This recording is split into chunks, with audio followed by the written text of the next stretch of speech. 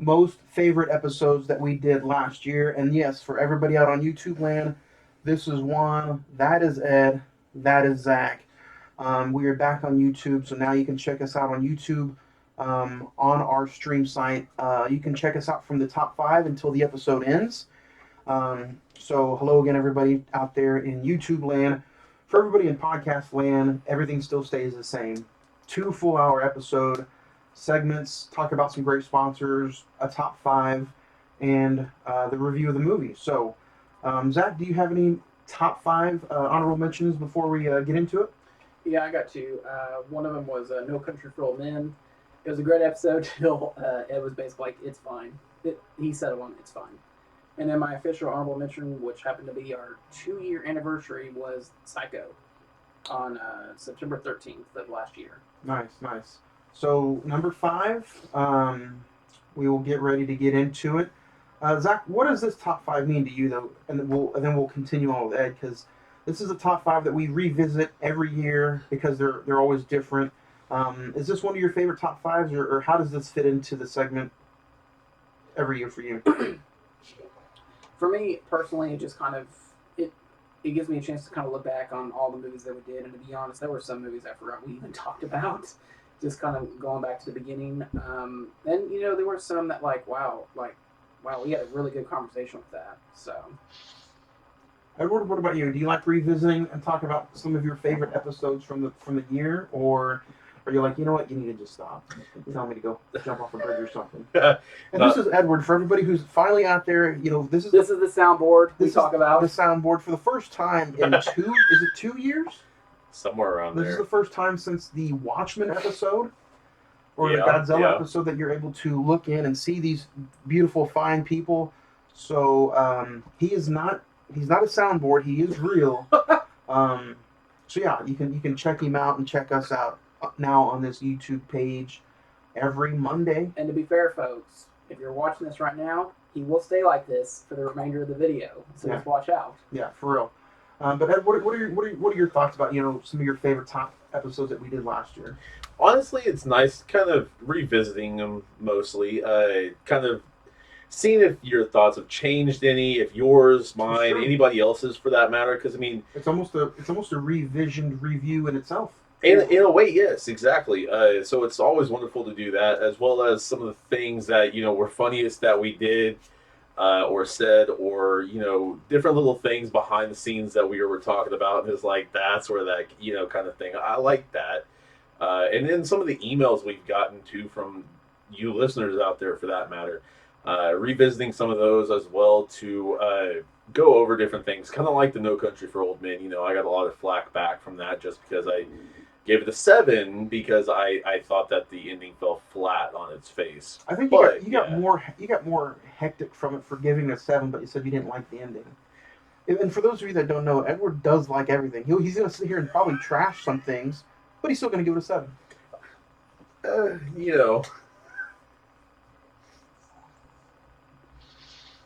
So number 5, Ed, we will start with you. What is your 5th favorite episode from last year? Honestly, the episode 129, That Awkward Moment episode. It's the first movie I ever remember doing in the theaters, for that matter, in any theater for that matter as well. So that was nice. That's the first movie you ever saw in theaters? Not the first.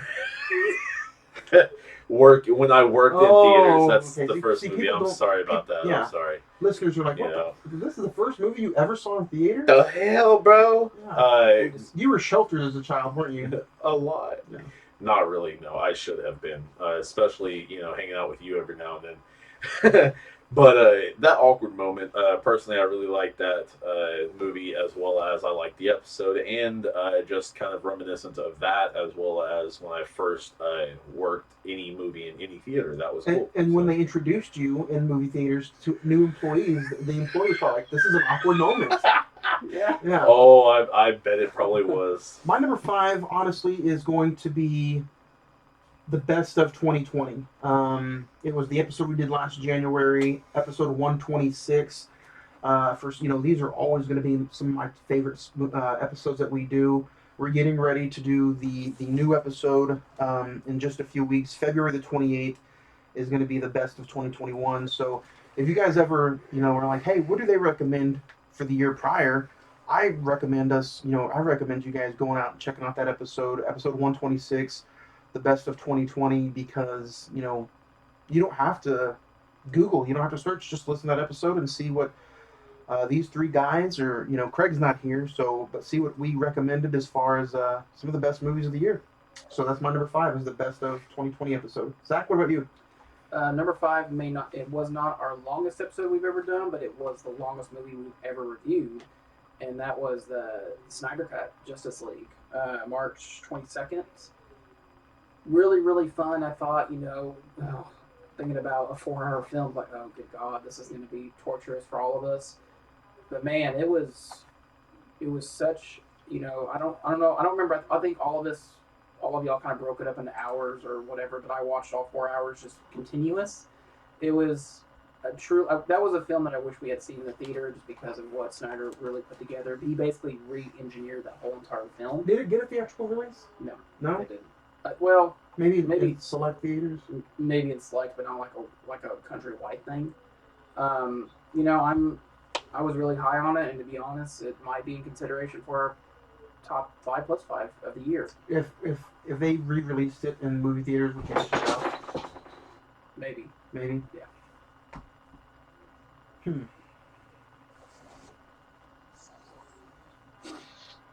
Number 4, Edward, what is your 4th favorite episode that we did last year? Number 4, I'm going to go ahead and put out the episode 152 we did on August 1st, A Quiet Place Part 2. I've got to say, really loved that movie as well as the episode, because if I'm not mistaken, no, that wasn't the first scary movie we did or horror film we did last year. Mm-hmm. But I was really, really hyped up for that movie. I was really waiting a while for it, and it finally came out. Got to review it and all that good stuff. What date was that? August 1st of 2021. Oh, so you guys were almost about to start your Friday the 13th binge. Yeah. Yeah, we actually started it 4 days later. Yeah. So, yeah. It's got some PTSD vibes going. Number 4 for me is going to be episode 130, and that's when we talked. It was smack dab in the middle of Michael B. Jordan month, and that's when we talked Fruitvale Station. Man, looking back on it, that was a very emotional movie. You can go back and listen to the episode. It was a very emotional conversation, and I just, I don't know how that movie came to be. We all picked a Michael B. Jordan movie, and I think that was my pick. Yeah. So it was just a very, very fun, and honestly, it turned into a very emotional episode. So that was a good month when we did Michael B. Jordan movie. Yeah. So go check it out, and yeah, that's my number 4. Zach, what do you have at number 4? Number 4 is one that we did towards the end of August last year, August the 30th. Was one of the few Best Picture nominees that we got to talk. We didn't get to talk about all of them like we did the year prior, the 2 years prior. Promising Young Woman. Awesome movie. It was kind of like a throwback to like Hitchcock thrillers in a way. I still to this day think Carey Mulligan should have won Best Actress. I thought she was incredible in that film.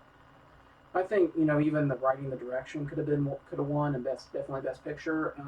It's a film that, while I do not like to watch all the time, but it still gets me when I rewatch. So.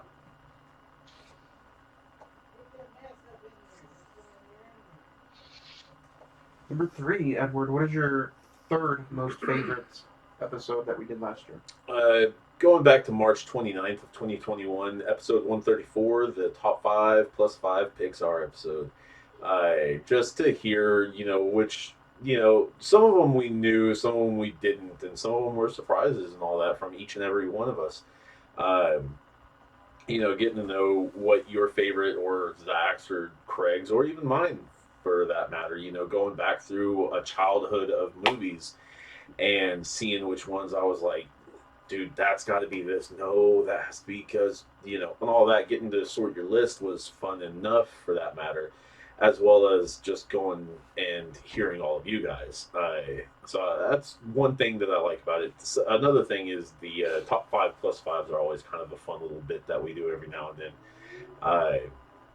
It's just always fun to come together and have a little extra time on this particular segment and have an entire episode about it. And the listeners will love to get involved with those episodes. And They'll send in a bunch of emails regarding the subject matter. And I was about to say, that's one of the other funnest things, literally, is kind of seeing what you folks out there really like, or, you know, what your childhood was built upon, whether it was Treasure Planet or whatever other cartoon movie, whether Pixar or not, you know. And that is fun. That, you know, the top 5 segment is something that is a fun segment that we do every week. But it, like you said, Ed, it's fun to once in a while dedicate the entire 2-hour episode to the entire top 5. Yep. Number 3 for me is going to be episode 141, and that's the 20th anniversary of Shrek. Such a fun conversation because I did not know how much fun I was going to have rewatching that movie. And then we sat and you guys can go back and listen. I didn't edit out any of the laughs. We laughed our asses off on some of the conversations that we had and some of the music that we ended up listening to on air. So it turned out to be one of the highest and fastest downloaded episodes that we had in quite some time. So yeah, it was huge for us. It was so much fun. So go back and listen to episode 141. I'm talking about Shrek, the 20th anniversary. So who doesn't like a big old green ogre, huh? I don't think I was on that episode, was I? Because that's when I was leaving town or leaving the state for a while. I don't know. I thought you were on. Yeah, I think you were on Shrek.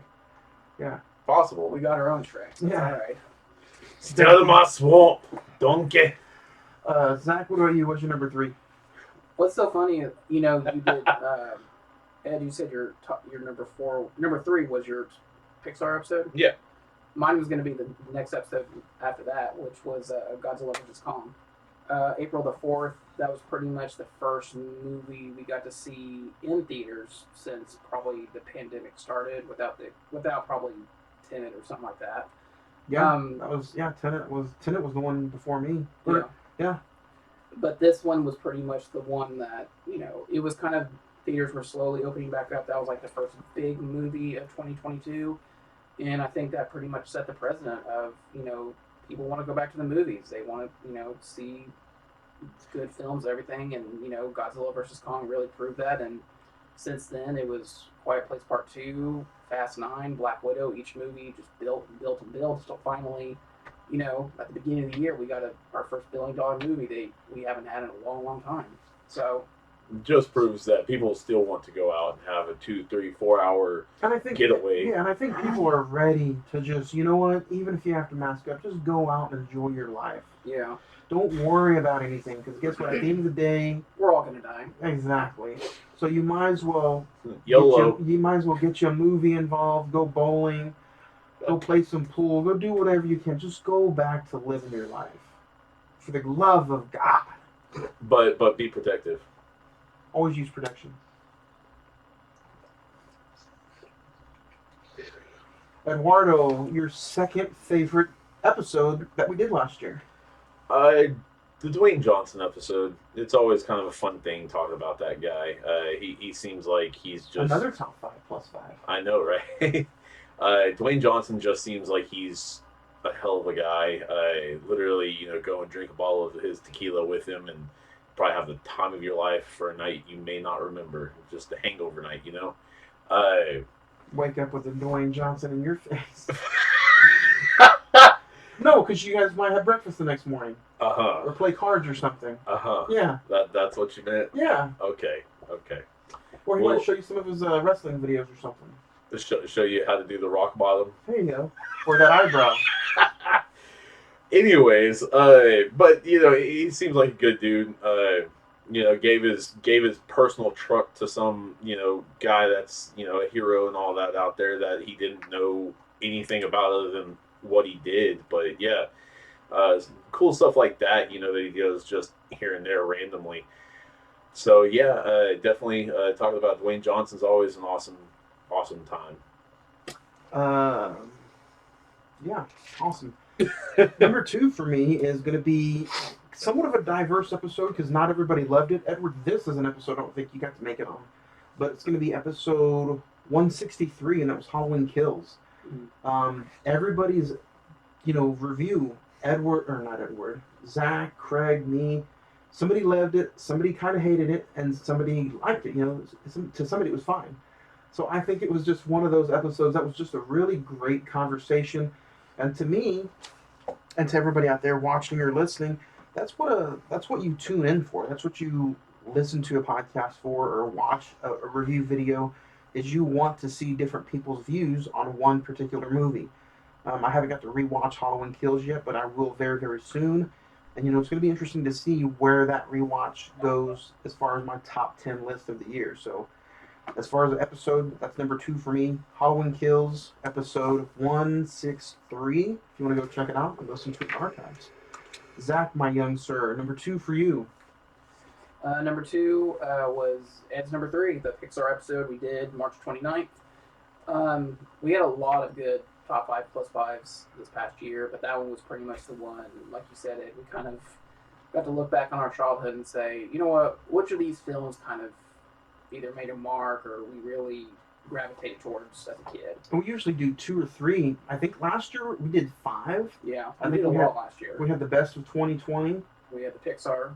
We Dwayne had Johnson. Marvel, And Dwayne Johnson, and then the horror. yeah, So we did 5 of them. yeah, pretty fun. And we start off with our first one this year in just a few weeks, February 28th. That final Monday of February, we're talking our top 5 plus 5 movies of 2021.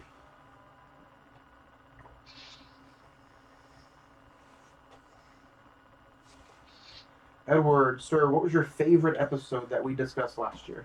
Coming out on September 13th of 2021, episode 158, Psycho. The revisit for all 4 cast members, not just the 2.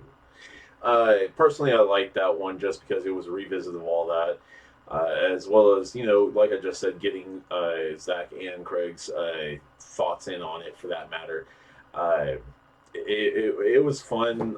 It was always kind of a nice thing to go back to our little humble beginning, if you will, as well as kind of just re-review, see what you and I thought differently of it. I know Zach is kind of more into the artistic, forgive me for the word, but old-timey movies, different stuff like that. No, you're right. Because I was born in 1705. So. Fucking Nosferatu over here.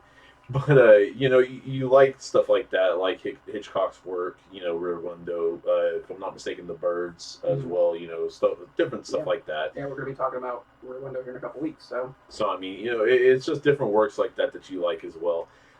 So I thought that was pretty cool to get your take on that. But, yeah. I have a tie.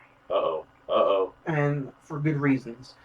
My first one is my 1B is going to be the conversation that I had with Craig, episode 172, Spider-Man No Way Home. No offense to anybody in this room, but me and Craig we go decades back. We go years and years back, almost as long as me and Edward. I mean, me and Edward know each other from a long, long time. For obvious reasons. But before this podcast got started, me and Craig and Edward was also involved in getting this podcast started. Craig had just had a baby, going into a new job. I didn't feel like I wanted to really bug him with the startup of this podcast.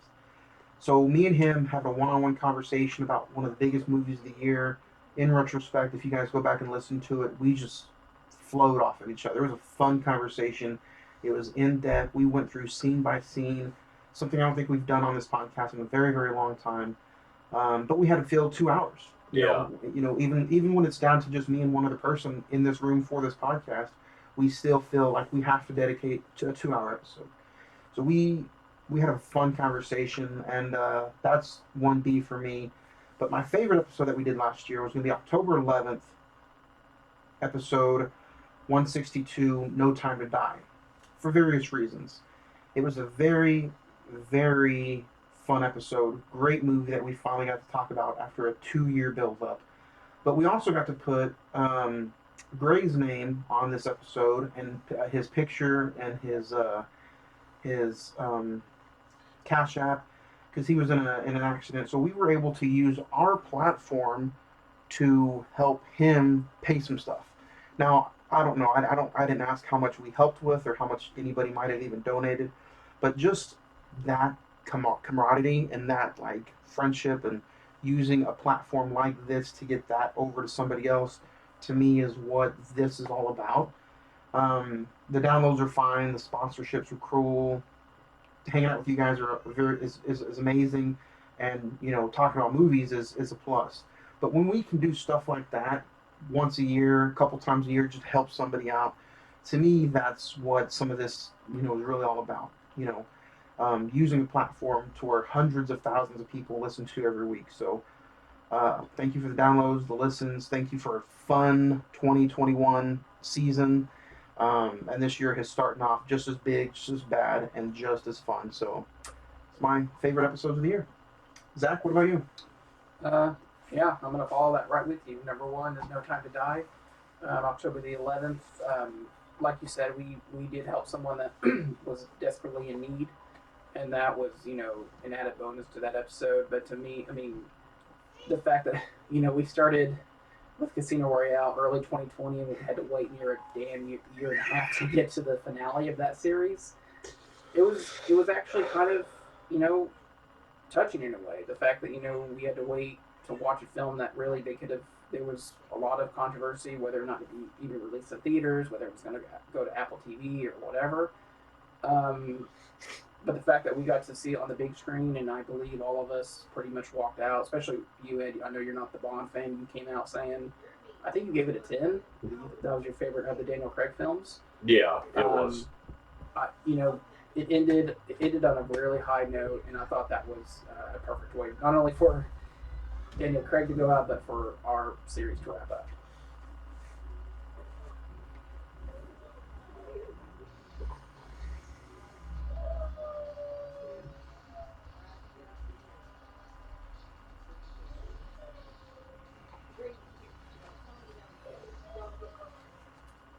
All right, guys, it is time. Let's talk Scream 2022. It had a theatrical release January 14th, 2022. It also, on IMDb, has a 7.3. Rotten Tomatoes is at 76. The Metascore is 61%, while Edward and the Google users have it at 88%. The budget was $24 million, while the box office so far worldwide has grossed almost $50 million, and it has officially knocked Spider-Man off of the top box office ranks. So Get out of here. 25 years after the original series of murders in Wardsboro, a new Ghostface emerges, and Sidney Prescott must return to uncover the truth. Starring Neve Campbell, Courtney Cox, David Arquette, Melissa Barrera, Marley Shelton, Jenna Ortega, Dylan Minnette, Jack Quaid, Jasmine Brown, Sonia Amore, Mikey Madsen, Mason Gooding, Kyle Gardner, and directed by Matt Beltini. Am I saying that right, Zach? Yep. Bettini Open and Tyler Gillett. And for this, our third time with this new segment, we're doing our director talk. Zach, I'll have you go ahead and bring up his filmography while I'll explain to everybody out in YouTube land and podcast land, for those of you that is new to this episode or new to this podcast. We just started 2 weeks ago. Right before we dig into the movie, we have director talk, and it's pretty much where we kind of just have a little limelight on the director. Last week was Wes Craven. 2 weeks ago was Adam McKay.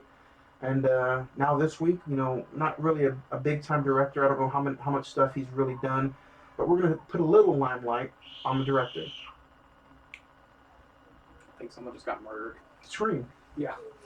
These guys, they're kind of like a director duo. A lot of them, I think originally they had started out with short films that none of us have really heard of. But they've only really done 3 main films, Scream being one of them. Ed, you'll like this one, Ready or Not, and then they did Devil's Due. So out of the 3, I think this is probably their strongest. Oh, yeah. Followed by Ready or Not. I've seen all 3, and I'd have to agree with you. Ready or Not was a fun movie. Mm-hmm. It came really close to being an episode one day. Did you have that in your top 10 for last year or the year before? He had it it was in his top 5 of 2018. It's a 2018 movie. Okay. So January 2019, you can go listen to that episode. But yeah, I would agree. Scream is definitely their strongest movie. Ready or Not, and then Devil's Due is there. Ed, what about you? Same? Have you seen all three? Or just the two? Just the two, honestly. Devil's Due, I have not heard of it until today, so that's that. Aw. But yeah, I definitely agree on that. If I had to put Scream and Ready or Not in comparison, I'd say Ready or Not's number two, Scream is number one. Uh, I think they also did Yeah. like a little segment in VHS. Have you yes, ever seen that horror movie? I have not. I have not. VHS, you know who has seen and reviewed that movie? You guys can check them out. Our boys over at Friday the 14th podcast, VHS. Good plug. Good movie too. So go check it out and go listen to Friday the 14th. Let's dig into it though. What are you guys' first thoughts? I was able to sit through and watch this movie twice. I'll go first. First time thoughts. You know what? It was everything that I wanted to be in the new Scream movie. I did have a small issue with some of the dialogue and some of the way the ending was, but we'll get into it.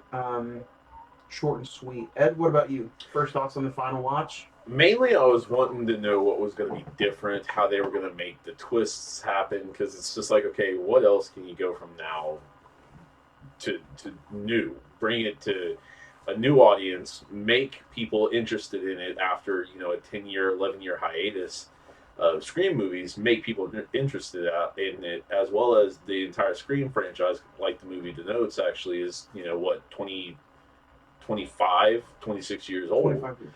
So, I mean, And they did. what else are we doing? Yeah. You know?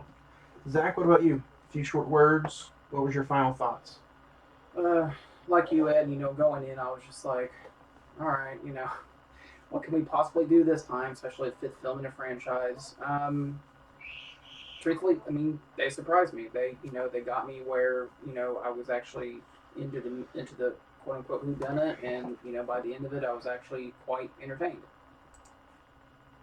That this movie did it live up to some of your expectations?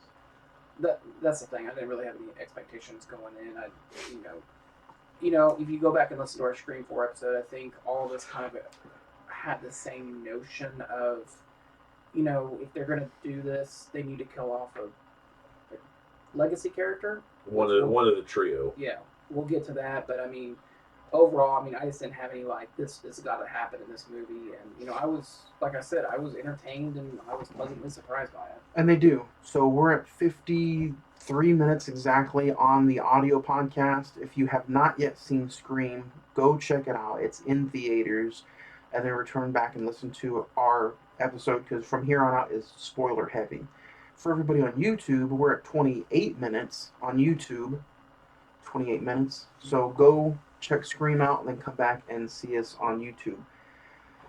So let's dig into some of the spoilers. You introduce for the first time in any of the movies, you get introduced to the first victim and she gets stabbed, but come to find out she don't die. Yep. And this is the first time that this has happened in any of the other movies. So what did you guys think of that opening scene where Ghostface does find his first victim, and she is pretty much just Tara. Yeah. Slashed up. She's terrorized. Kind of, it opened to where they're gonna change up the script to a point. You know, the first victim, as you say in this, not death but victim, is gonna get cut up pretty badly. But then, you know, like I said, they flip the script. Don't off her in it, for that matter.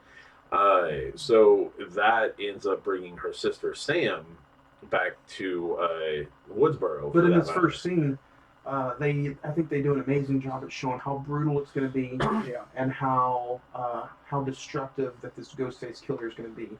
You get him just beating, stabbing her to death, breaks her leg, breaks her legs. You know, really, really brutal in this first scene. So it throws everything out the window as far as like how brutal it can be.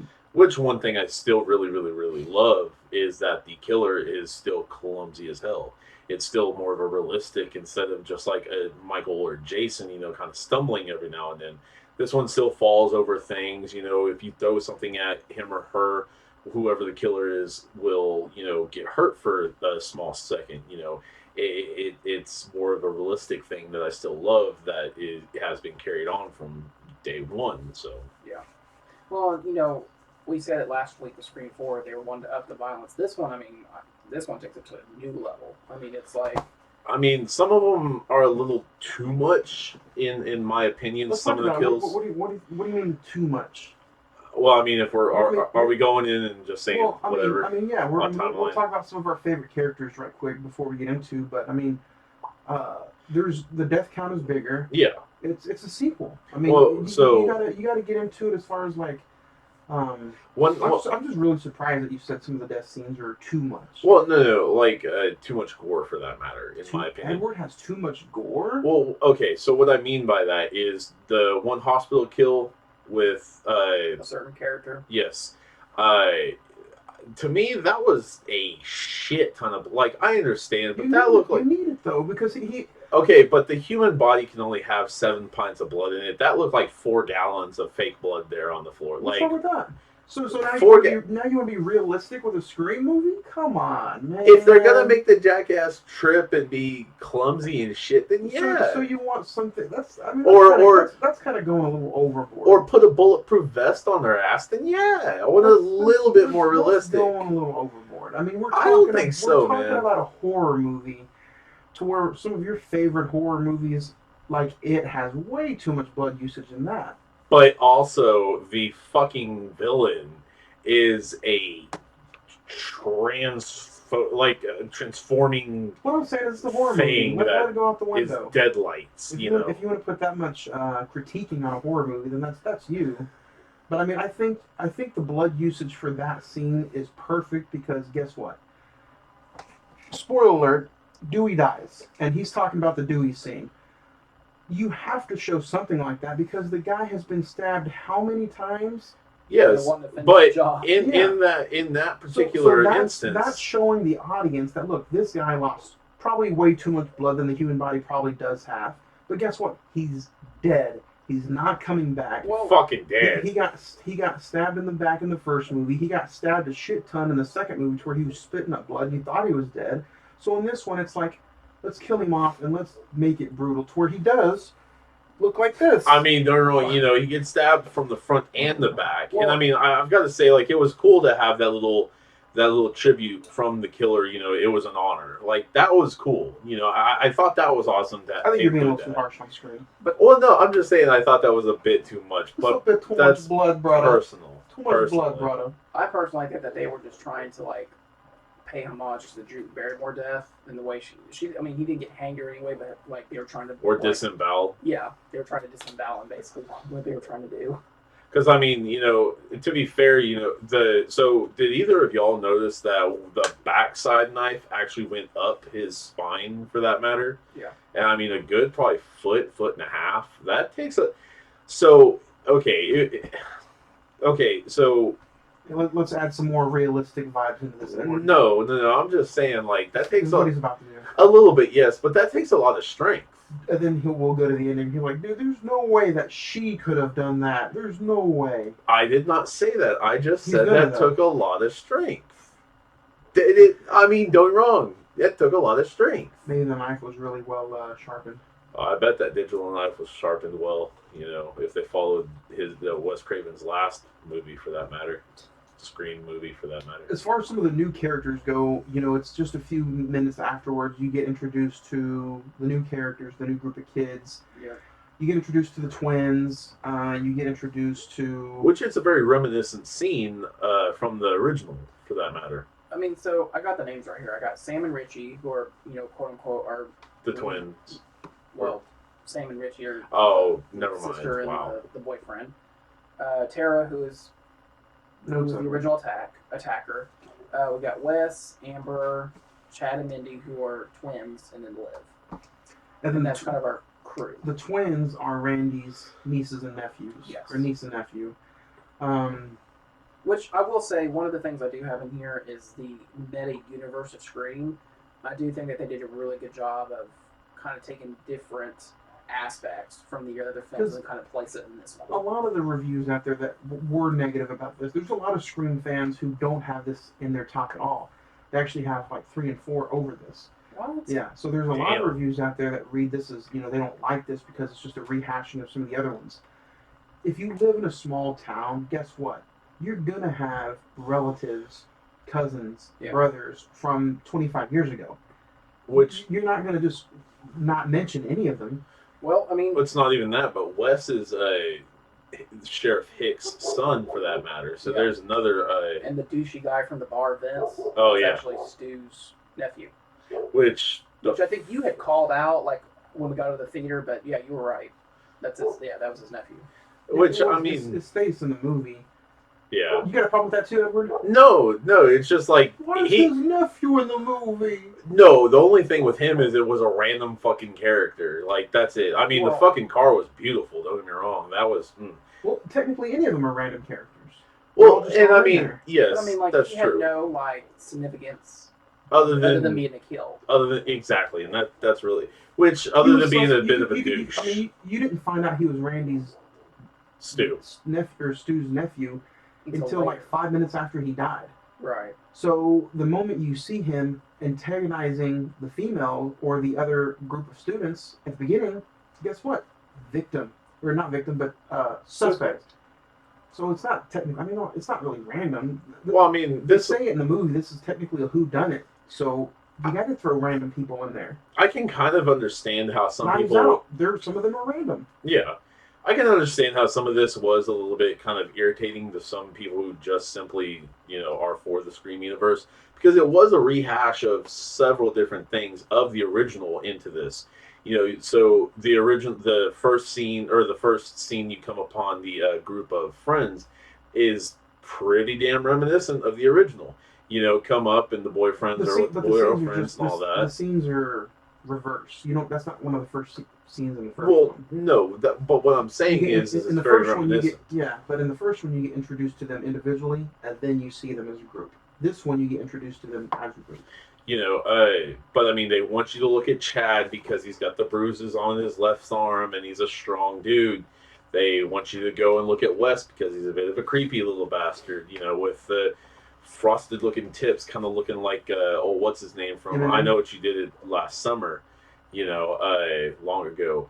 But I mean, there's different things like that, as well as then you go over to Mindy, who is the new Randy, basically the expert on anything movie-wise or horror film-wise. She's giving out the, as she calls it, requel rules for that matter. I love that they brought that upon because you have so many different, requel movies that came out. Whether should they just introduce that word or not? You have Halloween, Candyman. And then this one's kind of the same to where, we're putting it in right after The original. Yeah. And I think, I watched it again when I came home yesterday, and it feels like you may not even have to watch 2, 3, or 4.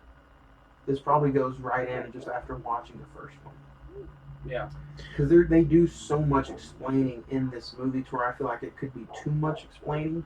Mm-hmm. And Whether it be like the Stab movies. I'm going to bring that up. Do you guys feel like the Stab movies should have not been brought up in this movie, or do you think they were needed? I think that was more kind of a nod to Wes Craven's ideas that, Right, but I'm just saying for your enjoyment. I didn't mind it. I didn't mind it, but that's ultimately, when we get to the end, what the motivation is of these people. But I mean, at the same time, it's like, in every film they have to do the meta commentary on what horror films are of the day. When they asked Tara what her favorite movie was, it was The Babadook, and that's very much like a very psychological horror film. And they even bring up Good movie, by the way. Yeah, they even bring up Jordan Peele and how he's kind of raised the bar for horror films, and it's got to be more high High-end, high quality. minded, Yeah, high maintenance. high maintenance. Yeah, that's a good word. high maintenance horror films. So The killer even says that in the first phone call. You know, he's like, "Don't you think it's a little high maintenance? You know, yeah, what's wrong with just a good old slasher horror film?" And you know what?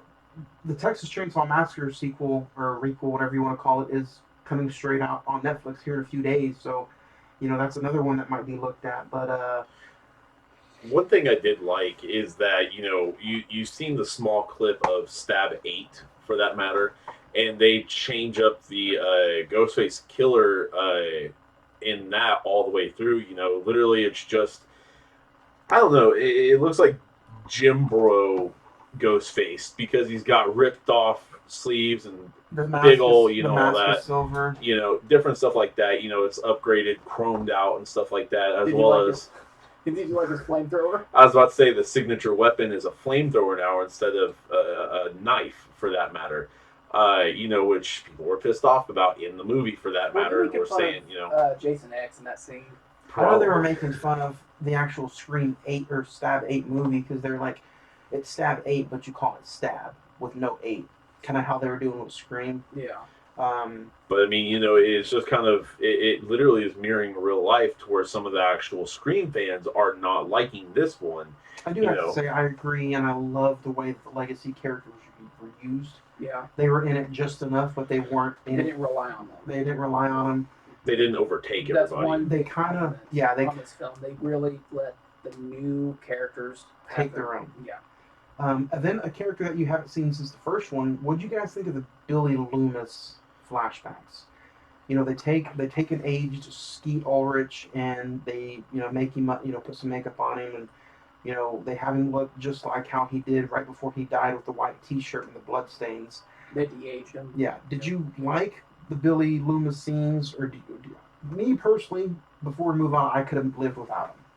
I think if you're gonna do the family lineage thing, I thought this was a good way of doing it. I don't know if the hallucinations. Yeah, I didn't like the hallucinations, but I did like the way that they said Sam was Billy Loomis's daughter. I think you could have just had that and just have that constant remembrance and the idea of you are related to a serial killer. That would have been enough. Now, personally, I think they did the hallucinations. I think they did that to say, "Oh, remember, this is Billy Loomis. This is Billy Loomis." If they just stated the name, I don't think today's Scream fans or horror fans today would know who they're talking about. Who the fuck is Billy Loomis? Yeah. I think they did that to just remind everybody who he really is. Well, and I think they just did one too many of them. In the early stage, I was like, yeah, that's kind of cool. She's just being haunted by the idea that, you are my child, you are me. But by the time we get to the end and the final battle, you're just like, okay, really? Like, look, there's the knife right there. Get it. Well, I mean, I think it's kind of, explaining why she ran and all that stuff. I think it's kind of explaining that she's running from not only just her family and that she's ashamed of what her mom did, kept from her, as well as what, could happen with her sister, and ashamed that they were lied to and all that. But at the same time, afraid that if she stayed in Woodsboro, that her legacy would basically be following in her father's footsteps. Which, I mean, we can get to the end and talk about that in a bit. But, it's kind of a funny thing that, the apple doesn't fall far from the tree, but this one sprouted a bit different, for that matter. Yeah. I don't mind them like I said, I didn't mind them bringing in the Loomis and the Loomis character and even them saying that's why she ran away. I thought that was great. Jack Quaid, though. Richie. Yeah. I didn't like him. Okay. I didn't like his character at all, either. I loved what you told me that you thought he was like a discount of. Thought that was hilarious, especially with the Richie name. Well, yeah, okay. With them bringing in him, Richie, he looked like a knockoff version of Bill Hader. And Richie, I'm automatically thinking of It. Yeah. So I'm like, why name him Richie if he kind of looks like Bill Hader? He was scruffy. Honestly, his characteristics even remind me of Bill Hader from It Chapter 2. So if I'm this movie or this franchise, I'm like, okay, let's get far away from any other franchise as possible. Let's not mention Richie. I think they should have just named him some other name. I would have clean shaven him.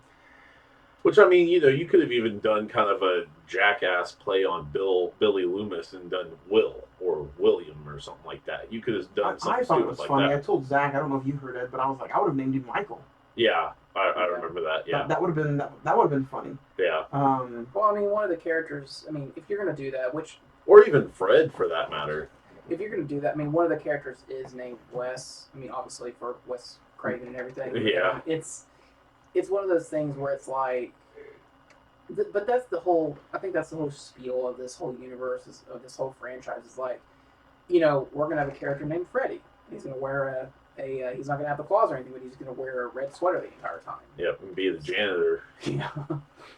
So I mean, that didn't.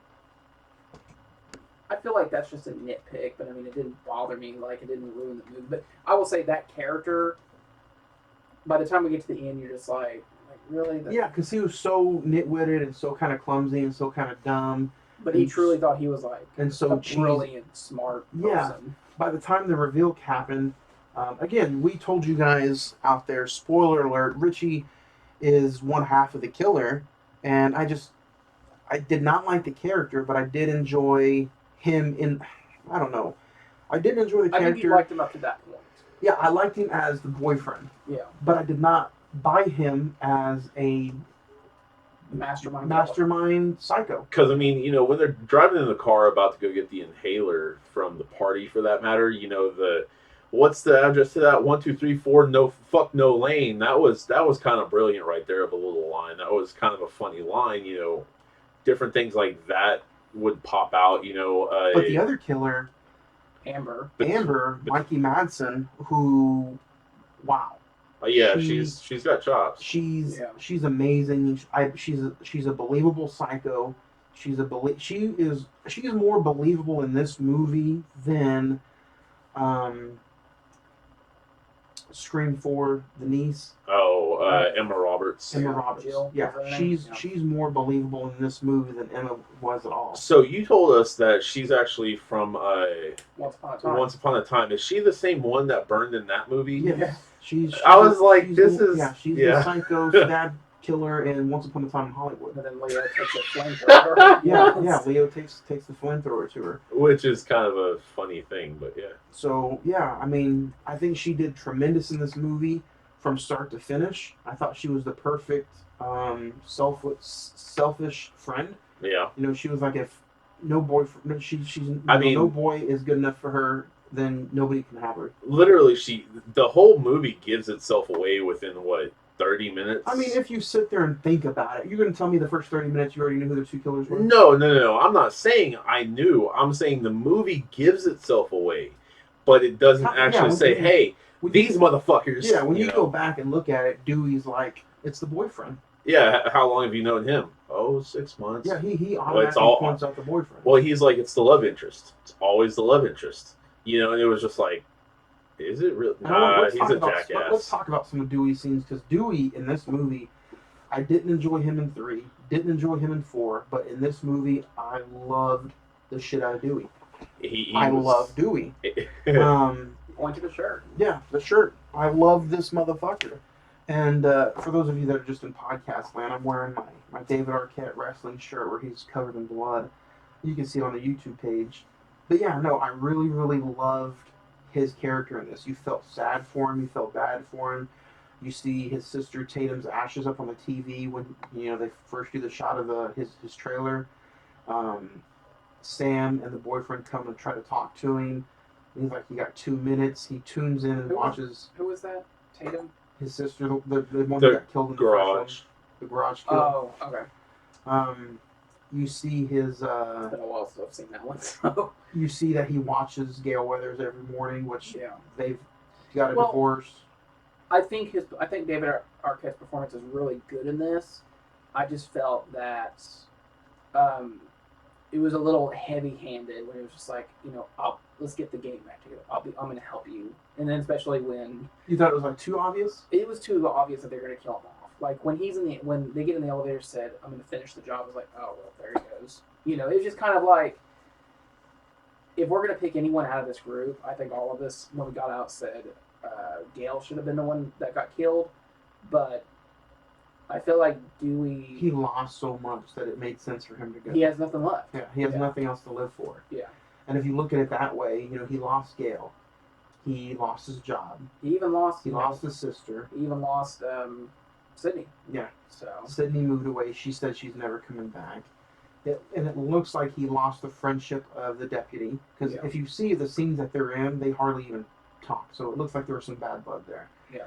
So he really has nothing to live for. And even in that scene where he goes to Randy's sister's house, even the kid, the deputy's son, what's his name? Wes is like talking about how you wake up living for the bottle every day or whatever. And he's like, "Are you the serial killer? Because that cut deep." That was a brilliant line, brilliant exchange right there. That really was. So yeah, I think he had nothing to live for. So I do think it made sense for Dewey to go. And what a scene! that was a brutal kill. Yeah, he was getting ready to go, and I think the thing that made it even worse was he was getting ready to shoot him in the head, and it was going to be over. But Gale was calling. Took his ball off the eye for 1 second, eye off the ball for 1 second, and then cost him everything. And it really hit. I don't know about you guys, but what were you feeling whenever they put the body up in the body bag and took him out? It sucked. I was like, yeah, I mean, that was like one of the originals. I was like, there it goes. Yeah. At that point, what were you guys thinking at that point? He's gone. Are the two others gone, or do you think it was just him? I thought maybe Gale could go ahead and go too, honestly, but I was like, Sydney's not going to. Like, you see, like I thought I thought they were gonna kill off Sydney. I was like, you know what? If we're gonna do this. Let's do them all. You wanted another book. I just felt like maybe some of the original cast was like, okay, you know what? I'll come back, but you gotta kill me off. Like, I don't want to keep doing this. So I just thought, And Nev Campbell's the only one who has publicly agreed with the director that she said, I'll come out and do another one. So that's why I'm like, it would have made sense to kill off Courtney Cox. Yeah. Or just, moved away and just didn't hear from her. Now that Dewey's gone, she has no reason to come back. She really doesn't. Mm-hmm. Not really, especially since she's saying she's not wanting. Well, in the movie, said she doesn't want to write any more books or anything. She got with what's his name, Mark, and she has a family now, and so she. And for those of you that are out there, we said it earlier in you didn't know, Mark is Kincaid from the third movie, so it's kind of cool that she ended up marrying him and having kids with him and everything. So. Yeah, so she has a family, and so it's just. She kind of has to take a second step back and say, hey, I got to come back for my kids. I can't just, go off and be the hero. It's just one of those things where after the hospital attack, she kind of confronts Sam and Samantha and has been like, hey, you know what? You can't run from this. You have to finish this. Did she, after she talked to Dewey on the phone, did she get to see Dewey in person, or was he already gone? His death is the reason she came back, right? Yeah. So they didn't get to have a moment. Person. Okay, so it was only Courtney Cox and Arquette that had the moment. Yeah. Okay. Man. And Courtney, Gale's still out there. He's just like, oh, see, it's same old Gale. They're here for the story. So. Which is true. She did bring the camera crew up. What do we guys think about the Julian West death? She gets brutally murdered outside the house, and it's another fun death that happens. They don't happen too often, but daylight, a pure daylight death is pretty fun. Mm-hmm. And I think this was one of my favorite scenes of the movie. Not only that, because literally she gets a random call from the killer, for that matter, while she's driving to go get sushi for her and Wes. You think Wes is going to be the one getting it because he's like, oh, I'm here at the house. Well, and he's in the shower, and I turned to Ed. I was like, are they going to do the psycho kill in the shower? Literally, I was just like, I think so. And all of a sudden, the killer himself, or herself for that matter, references Psycho in that. Have you ever seen Psycho? And I'm about to gut your baby boy or something like that. I think it would have been. I mean, I think it's pretty cool. I think everybody was expecting him to get it in the shower and then her to walk into the trap. but it was like almost opposite. She walked into the trap anyway, and then he ended up going in and getting the kid. Which that scene, I know I was sitting right by Ed in the theater, which was great commentary. All but day. I mean, but it did get annoying where he would. God damn, you got annoying. No, I mean it got in the movie. It got annoying where Wes was like opening the refrigerator, the door is like covering the. And then the camera would just to the edge of the refrigerator, and close it the wouldn't door, show. Nothing there. He opened the cabinets. Same thing. Yeah. He would turn the corner. It was just okay. Because literally, I'm saying to myself, I'm like, okay, this is not it. And it would play and play and crescendo. I'm like, nah, this isn't it. This isn't perfect. And then it does it again, and there it is. And it's like, oh, okay, you sons of bitches. But I mean, little things like that. And then on top of that, like, if your door was randomly open, would you go outside and investigate? Like, would you be like, who's out there?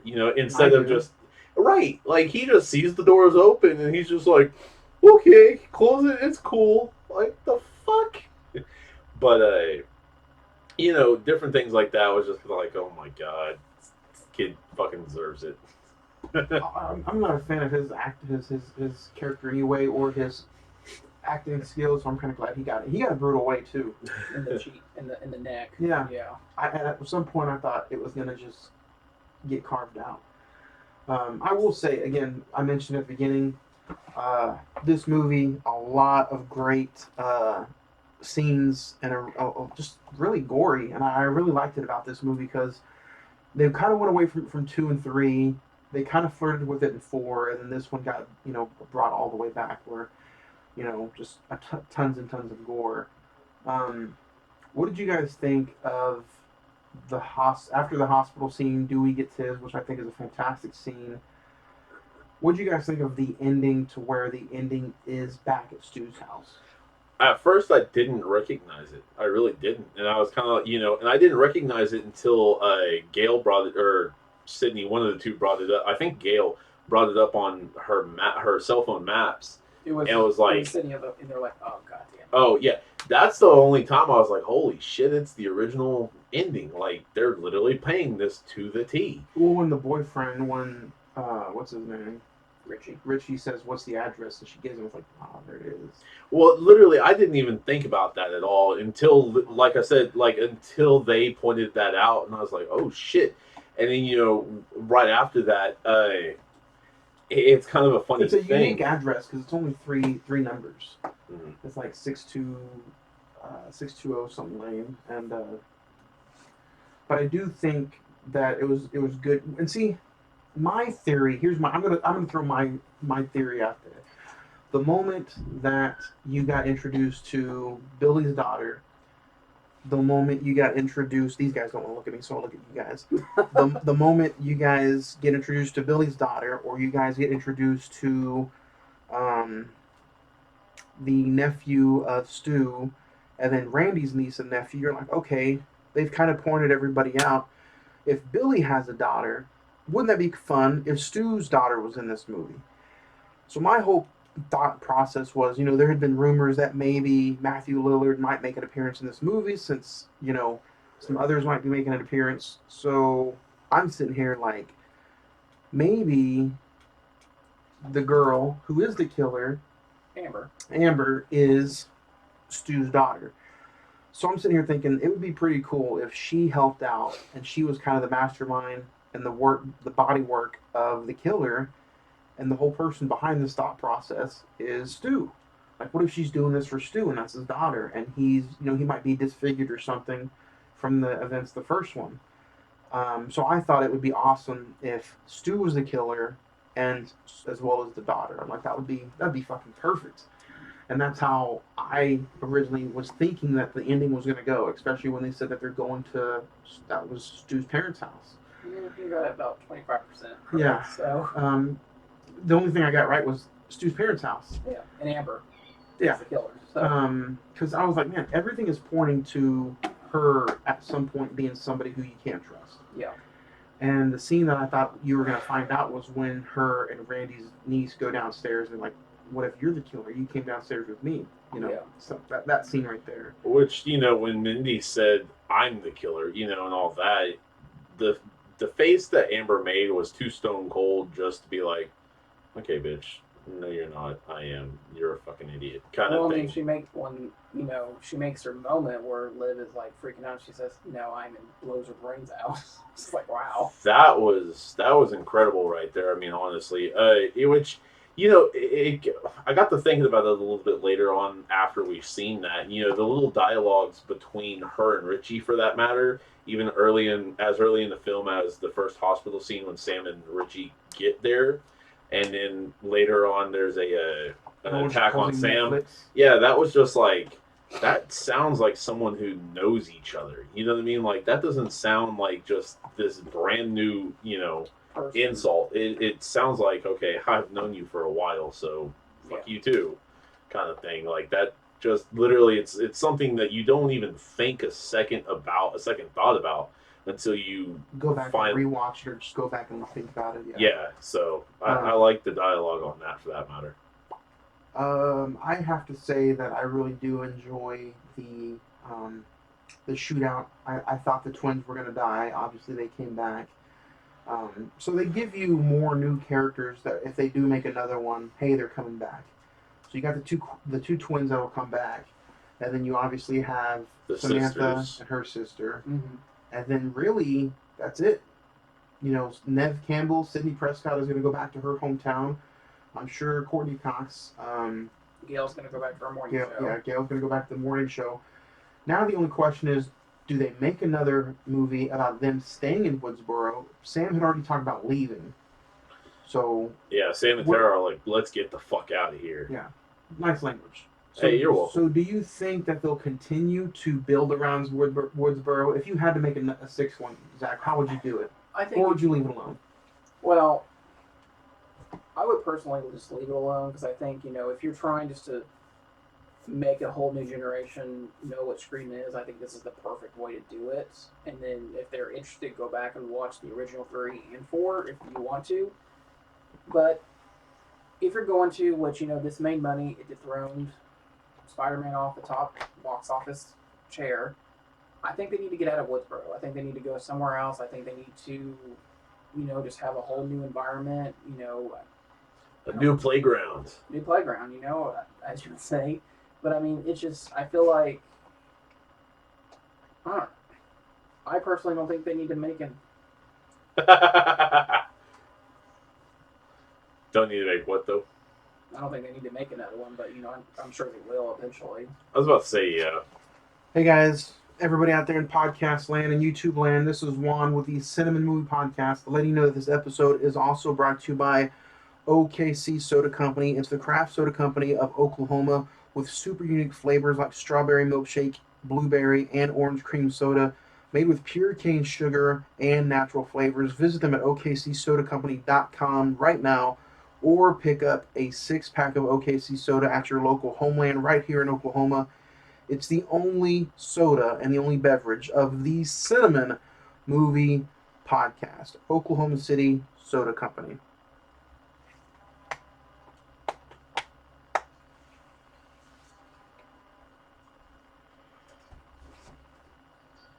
Do we need to do Hellboy? Because I feel like you play that song every day, every episode.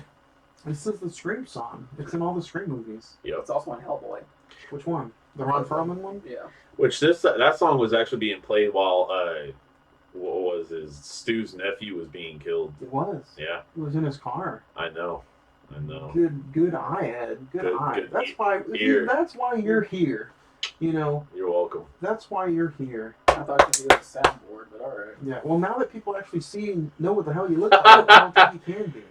Oh shit. Now that we're on YouTube, you kind of just have to watch your mouth a little bit. Yeah. You don't know how to do that though. I don't think that's gonna happen, but alright. You want me to take my eyeballs out, turn them around?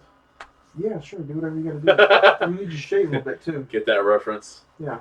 But do you think, going off your question, do you think they need to make another one, or do you think they should just leave it here? Yes. I think personally, this is a good stopping point for the legacy killers, or for the legacy cast members.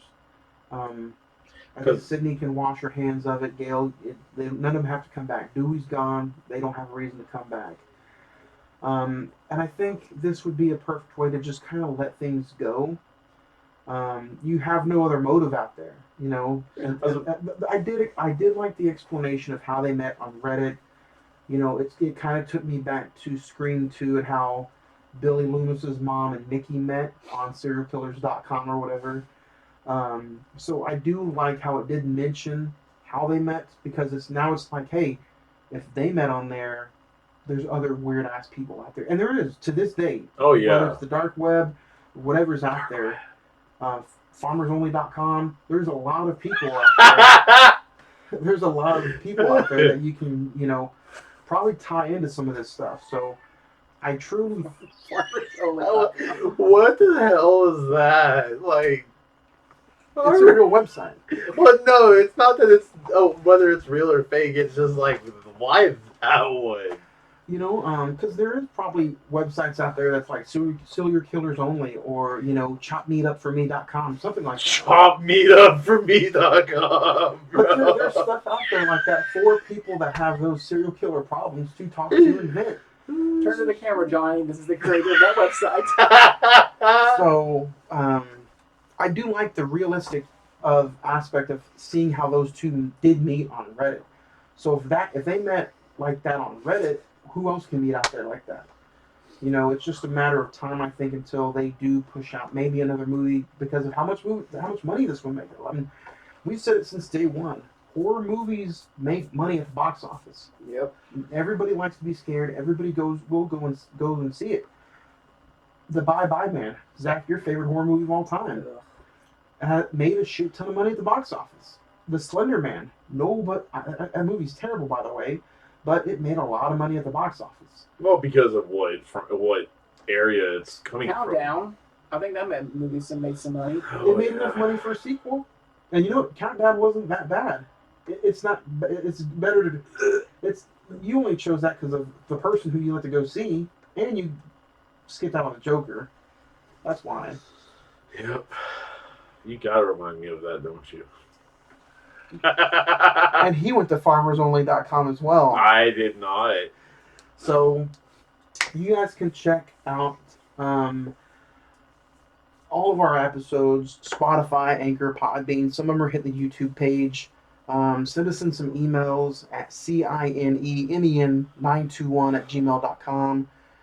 We read emails out every episode like we're going to do today. I'm not going to read a lot because there's a lot that I'm saving for the top 5 plus 5 movies of 2021. So I'm going to read a few today. But guys, we do this for every horror movie that we do. Zach, what was your favorite kill?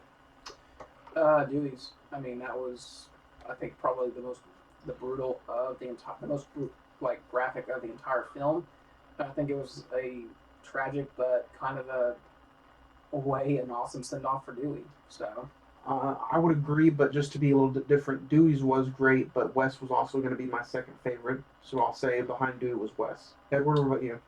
That's kind of a unanimous thing. Dewey definitely was the highlight kill out of the entire movie. The one I would go ahead and put, in my opinion, right behind him would be Olivia's, just because how random not random it was, but how surprise, and all that. Boom, blows her freaking head off, just out of nowhere. So I mean that I like that just because of the. Oh, you mean Liv? Yeah, or Liv. Olivia was from the fourth movie. Liv, her death was just like, dude. Okay, now it's on. Now they're out in the open. They don't care. It's going. So. Yeah. If I had to name off some favorite scenes right quick, I would probably say favorite scene would be the opening. It's a unique opening. Shows you how destructive he's going to be. I also like the scene where he is in the daylight. It's one of the few times you see the killer in the daylight. He kills the sheriff and her son. Just seeing that character in that costume out in the sunlight was pretty remarkable, pretty fun.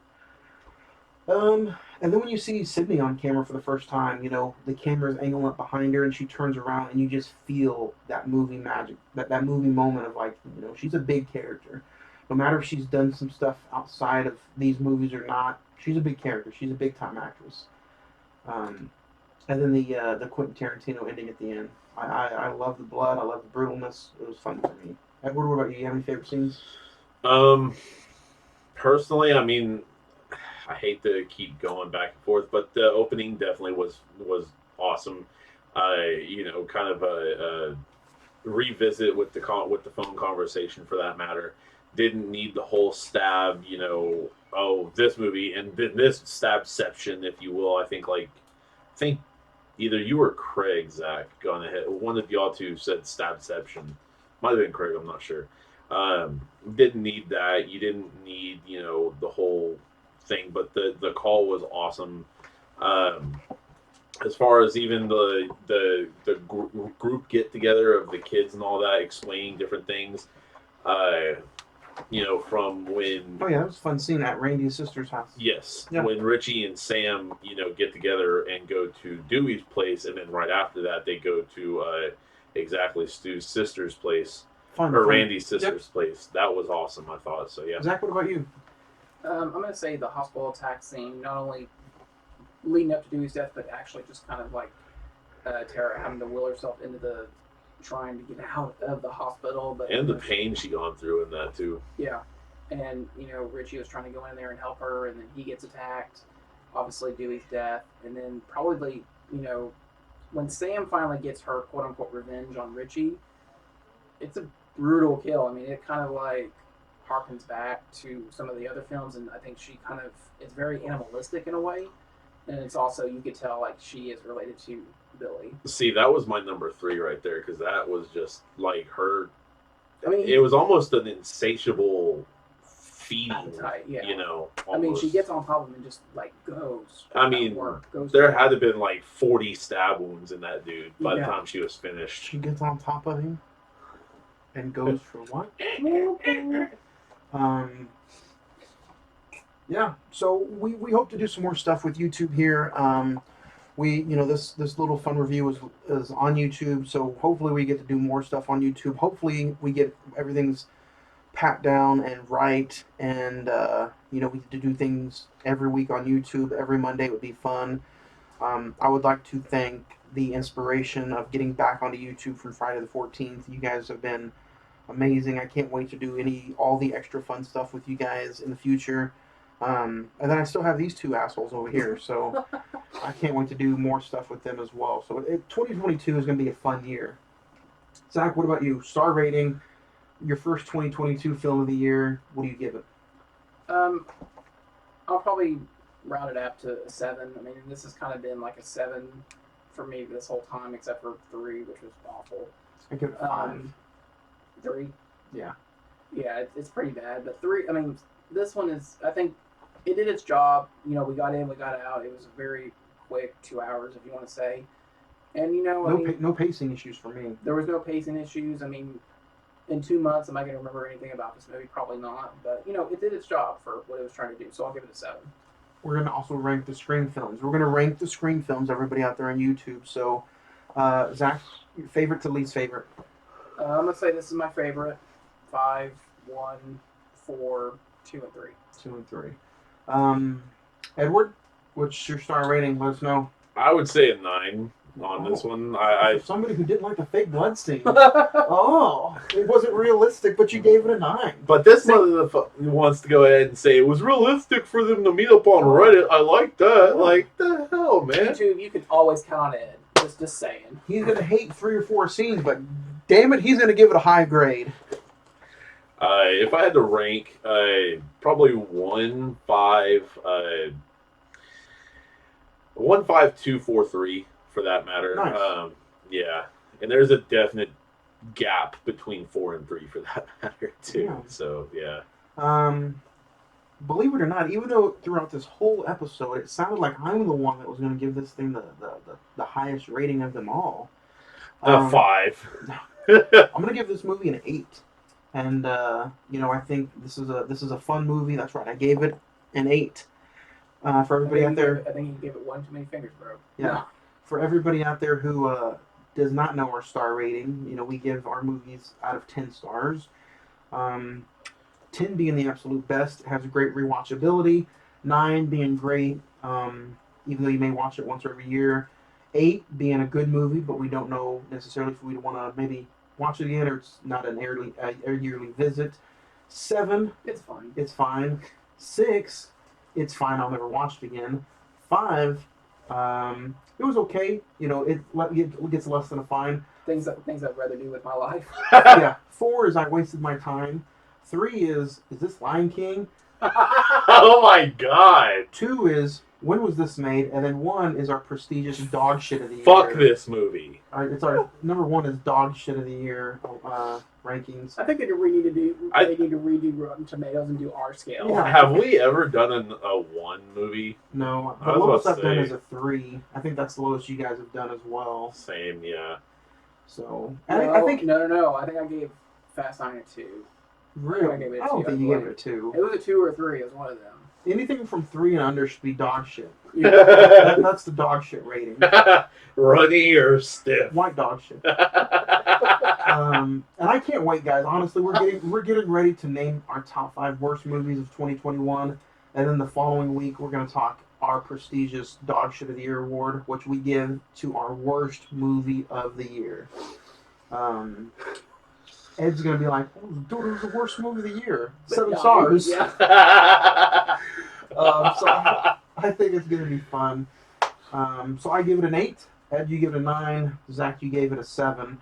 My rankings would be 1, 2, 5, 4, and 3. You heard it first here on the Cine-Men Movie Podcast. We just broke news. I think now, guys, we're just going to get into the email bag. Like I said, next week, January 24th, guys, we're getting into the tragedy of Macbeth, which is now exclusively, if you wanted to see it in the theater, you missed your opportunity. Now it is exclusively on Apple TV. You can see it at Rodeo Cinema this week till Thursday, I believe. Yep. So Ed, you going to go check it out on Apple TV?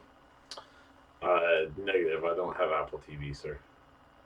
So we'll see. You know, me and you, Johnny, next week. No. Zach, well, I'm sure you can share your login with good old Edward. Zach, you Or I can can just quiet right there. or I can just like come over and see it and hang out. you can cuddle. Yeah, we can cuddle. I'll feed you popcorn throughout the whole movie. Oh. Zach, are you going to rewatch it for next week's episode, or are you done? I might give it a rewatch. What about you? I'm definitely going to rewatch it for the episode Tragedy of Macbeth, January 24th, which you can check out on Apple TV. And then the final Monday of the month, January 31st, we are going to do There Will Be Blood. It's, believe it or not, guys, hold your breath. It's our first Daniel Day-Lewis movie. Oh. Very, very first Daniel Day-Lewis movie, and we're doing it January 31st, the final day of the month. It is streaming on Netflix. And it's on Netflix, so go check it out on Netflix. Those are the last 2 movies of the month. Zach, what are we starting the month of February out on? February 7th, that Monday we are doing. Rear Window, one of my favorite movies. It's also my birthday, so I expect good gifts. Oh yeah, I got a big old gift for you. Oh. And then Monday, February the 14th, we are doing the 30th anniversary of Juice. Tupac Shakur, Omar Epps. I think it's going to be a fun review and a fun conversation. And then everything after that is Up in the air. Up in the air. Except for... Nope. Okay. Oh, no. Oh, you're right. February the 28th, we are doing our top 5 plus 5 of 2021. But let's get into emails. You guys can send us emails at cinemen921 at gmail.com. Fun conversation. So, Ed, do you have anything you're looking forward to? Are you looking forward to the tragedy of Macbeth? Yeah, you know. Be real. Be honest with us. I mean, I don't know. I don't know anything about it. I know some of the play. Don't get me wrong. Other than that, I know nothing about it. So I don't know. That is next week's movie, so it should be a fun conversation. Nick emails and says, Scream 22 is the most fun I've had in a movie theater since Halloween Kills. Absolutely loved it. Good requel. 9 stars. What do you guys think of that term in this movie? I like it. great. I really like it, honestly. I didn't really know there was a term for that until I saw this. So True. Neither did I. But I do think finally we do have a name for it. Hopefully. pretty cool. Yeah. Anthony says Scream 2022 is definitely is the definition of a great sequel. I couldn't be happier. The best since the original. 10 stars. Oh, okay. Oh yeah. 10 stars. 5 plus 5 is 10. Oh.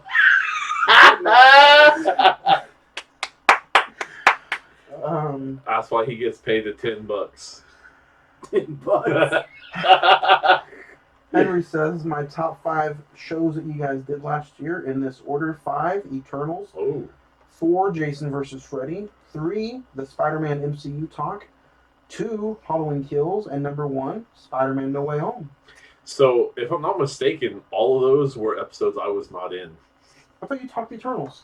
No, he No. wasn't here on Eternals. Wait, go through them again?